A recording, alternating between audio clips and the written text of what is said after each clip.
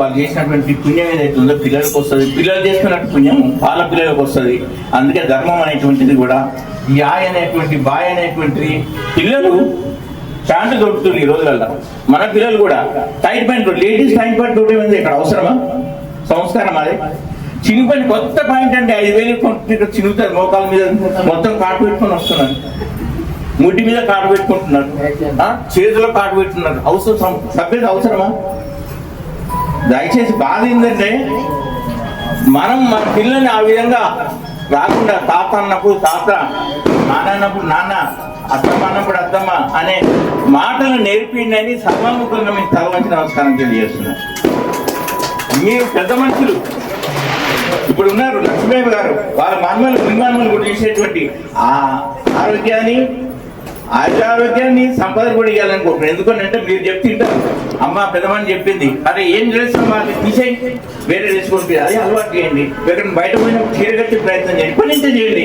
Dress చేసుకుంటే అలగా ఉంటుంది, తాతమ్మ డ్రెస్ చేసుకుంటే ఏం డ్రెస్. దయచేసి ఈ రోజులల్లా మరి అటువంటి జిజ్ఞాస ఏదైతుందో, అలవాట్లు ఏవైతుందో, ఆంటీ ఆంటీ అంటే అత్తమ్మ తెలియదా, చిన్నమ్మ తెలియదా, బాబాయ్ ఎవరు, ఏంటిది, అంకుల్ మామనా, ఎవడాడు? దయచేసి ఏదైతుందో అదే మాట మాట్లాడండి, ఏదైతుందో అదే పిల్లల్ని నేర్పించే ప్రయత్నం చేయండి. భర్తముఖంగా వారికి అవకాశం దొరికింది.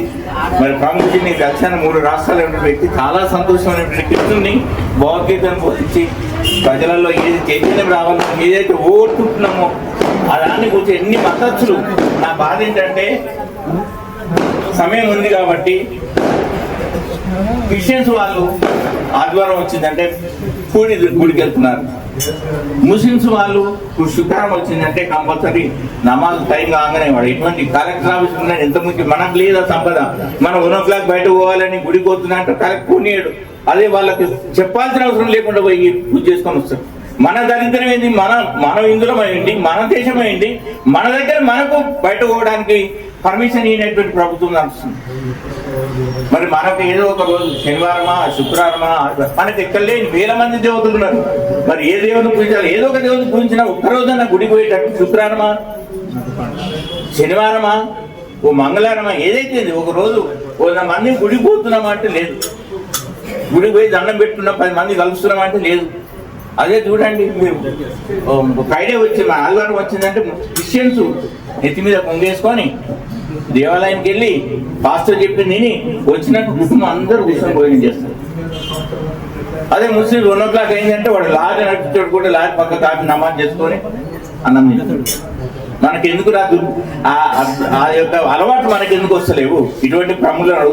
ఇప్పుడు ఈ ప్రశ్న ఏమనుకుంటే, ప్రశ్న అయితే బాధపడ్డ పర్వాలేదు, కానీ సమాజంలో ఒక యూనిట్ అనేటువంటిది ఏదో ఒక రోజు భగవంతుని ప్రార్థన చేయడానికి కుటుంబం అంతా కలిసి వెళ్ళడానికి ప్రయత్నం చేయాలనేటువంటిది ఒక ఫండమెంటల్ గా ఒక రూల్ తీసుకొస్తే బాగుంటది. ఇందులో అయినప్పుడు ఏ వారం సోమవారం చేయండి, మంగళవారం చేయండి, మరి ఏ వారం అయితే దేవుని దండం పెట్టాను.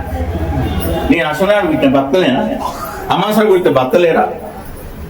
ఇవన్నీ ఉన్నాయి. ఏ ఆసం ఏ దేవుని దండం పెట్టాడు ఏ రోజైనా పర్వాలేదు. అటువంటి అవకాశానికి ఒక రోజును మన ఇందులో అయినప్పుడు, హిందూ సమాజంలో పుట్టినప్పుడు, హిందూ దేవతలు ఏ దేవుని ప్రార్థించడం కూడా ఒక 100 మంది గుడికి వెళ్ళేటువంటి అలవాటు చేయాలనేటువంటి సంస్థను మీకు అందరికీ కోరుకుంటూ, అందరికీ కూడా ఈ అవకాశం అందరికీ తల వంచి నమస్కారం.